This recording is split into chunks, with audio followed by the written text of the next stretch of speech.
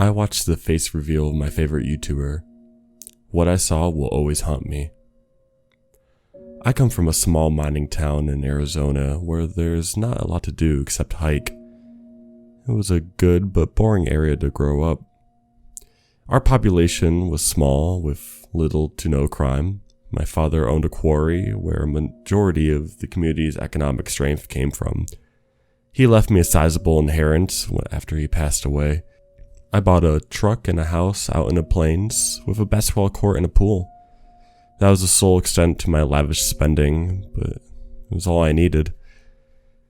Unless you count pizza, I didn't have many vices to blow my fortune on. I've never been an avid party goer. Like a lot of people my age, one indulgence I did have was watching YouTube. Urban exploration became a most searched category of mine from 2009 on. I became a subscriber of a content creator and Uber X vlogger named Isolation Infinity. He kept himself anonymous and did not show his face. He used footage of the haunts he went into as captured by the body cam strapped to his chest. His voice baritone became a signature element of the channel. He traveled all over the world and went into many chilling places. These include vacant hospitals, asylums, morgues, and train stations. He even stumbled upon a murder in progress once. A homeless man had stomped another transient to death in a farmhouse. He uploaded and edited parts of it. This was a controversial decision. It almost resulted in a lifetime ban for him on platform. The clips did help law enforcement later on, nonetheless. He also arrested a few times for trespassing on famous estates. The Houdini mansion in Los Angeles was one of them, but none of his fans held this against him. We respected him for being willing to get into trouble with the law in pursuit for the next viral video. Late last year, Isolation Infinity announced he was going to have a live face reveal. It was only going to be on for his Patreons, i.e. the ones who gave him money to his Patreon account. I contributed funds to it on a monthly basis. I viewed him as a pioneer of his entertainment niche and did not mind spending a little change. He emailed me and told me I was one of the dozen allowed to attend a live event. He further stated that it would be a password-protected chat room. He also promised an exclusive video which would not make it into the public video lineup. I was more than interested in the later than the former. I never cared what his appearance was since I already had a vision of someone my age in their mid to late 20s. It was hard to convince me he looked any different from his picture in my mind's eye. Still, I was not going to turn down the chance to find out. Being able to brag to his diehard followers who did not get to experience it would be worth it alone. The night of the scheduled face reveal, I booted up my PC, I kicked back on my lounge chair in the second story room of my house, which was my entertainment space. It was complete with video game consoles and my beloved Alienware computer.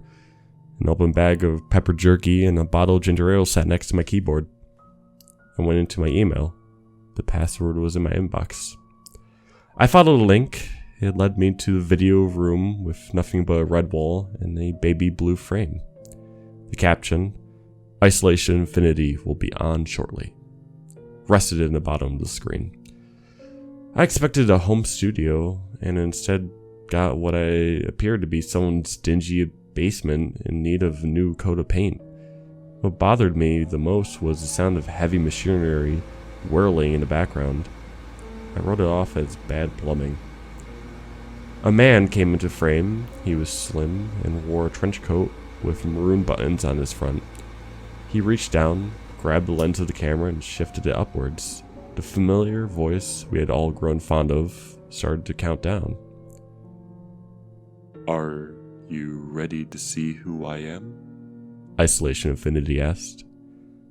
1, 2, 3, 4. At 5, he hoisted it upwards and pointed it at his face. I froze. He looked nothing like what I visualized. He was hairless, emaciated, pale, and had marble black eyes. He reminded me of Werner Krauss, the old German 1920 film, The Cabinet of Dr. Caligari. His mouth hung open and tilted to the side as if he could not control the movements of his jaw. The most alarming thing to me was not how his features were not flattering. They explained why he valued being off camera for most of his career. But what upset me the most in the beginning was the disparity in his perceived age that made me feel lied to. He always told his fans he was a young man, like most of his demographic. The individual before me on screen was in his 50s at his earliest. I have been fantasizing about broadcasting this for a long time, he said as he licked his lips. You have made this possible, and so I need to show my appreciation by giving thanks in the most sincere way I know how. He moved the camera to the left, and I could not believe what I saw. A woman in her 30s sat on the grimy floor, her head down from evident exhaustion. Rusted chains circled her arms. She wore a tattered black top, as though someone's knife or nails had left wounds in portions of her torso. Stains were on her clothes. She had spent time in the dirt fighting someone or clawing her way out of a soiled embankment before this. Say something, he ordered her. Tell them you can't wait to die. The blades of a chainsaw came into view and the motor revved. She whimpered with pain, and when she tried to murmur something, I saw blood drip from her mouth.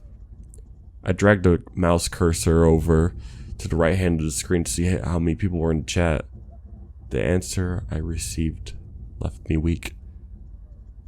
No one else was there but me. The others had left or were never there to begin with, and I was too stupid to notice until then. My heartbeat increased as I tried to close the window out. I could not. The X symbol on the right-hand side was visible, but useless. It was like every virus-infected pop-up ad you could not escape from. What? Infinity Isolation asked. You don't like it, Mark? Everything I do to make my most devoted subscriber is happy. A chill ran through me. He knew my name. It took me a second to realize he had gotten it through my membership to his Patreon. The fact that he was aware of how I was his only viewer worried me. I was going to be his sole witness to a barbaric act of murder. Calm down, I reassured myself. This is an elaborate prank he's recording right now. He's wearing a scary Hollywood makeup, and she's an actress. This is all for the sake of getting more views. The chainsaw has to be a prop bought off of Etsy or something. Still, my hand inched towards the phone to call 911. The way the woman expressed her misery in the moment was all too convincing. I held the device closer to my ear. I wouldn't do that if I were you, Mark. He stared right at the camera for a moment, his eyes making perfect contact with mine. Can he see me? He lifted the chainsaw above the woman's head. He brought it down with a noise from his throat which sounded like a cross between a scream and a laugh. A fountain of gore spurted out. The lens got hit with crimson bubbles. He cackled as I unplugged my computer. I carried it downstairs to my car and drove to the nearest police station. I filled out an incident report in an office with a dying lamp and a scowl of a detective facing me. He looked as though he would be rather anywhere else but at work. For the first 2 hours there, I had to convince them I was not a crazy person. They thought I was there to waste their time with a fanciful tale of my correspondence with some creep. I hope it was all hoax, I said. If this is not real, no one would be happier about it but me. Here's my computer. See if you can't trace where he's at in case it... I gagged before I could complete my thought. The idea of it being authentic was overwhelming. They had cybercrimes go over everything, and a few days later I got my PC back. It took about a week before I received a call from someone working the case. She was a homicide investigator named Samantha Brown. "We found the killer was streaming from a bunker in Virginia," she said. "It's an old fallout shelter abandoned since the Cold War. He calls himself the I-73 Butcher, since that highway is his preferred route. He uses it as a screen name on the dark web." Isolation Infinity is a serial killer? I asked, feeling a knot in my stomach. "No," she said. "The real Isolation Infinity is someone else. This maniac poses as famous people. He uses a combination of tools, including voice-altering software and encrypted Wi-Fi. He hacks into their accounts. He gets a thrill out of making complete strangers watch his acts of terror. His tech-savvy ways allows him to control other people's webcams, and we don't know how many people he has breached. He was on several most wanted lists of different agencies. We never found out what he looks like. The faces he uses on those terrible live streams are prosthetic. He has maintained a stringent anonymity and avoided the news cycle. I'm sorry you saw such torment. The good part is you turning in your computer helped us at least find out his last known whereabouts. The scene searched and we had some evidence." "Is he still out there somewhere?" "For now." I went to bed that night with a host of emotions. I felt violated by a complete monster that sabotaged my privacy. Moreover, I felt dumb for getting swindled. I still feel shivers over the fact that he's not apprehended. Word of what happened got out to the real Isolation Infinity, who has, as of late, deleted his entire channel. Many speculated on how victims mistaking him for an insane person perturbed him. Sometimes I lay my head down and drift off to sleep. I hear a noise by my window. I jumped and think it's a chainsaw. Thus far, it's just been the neighbor's lawnmower every time. I hope it stays that way.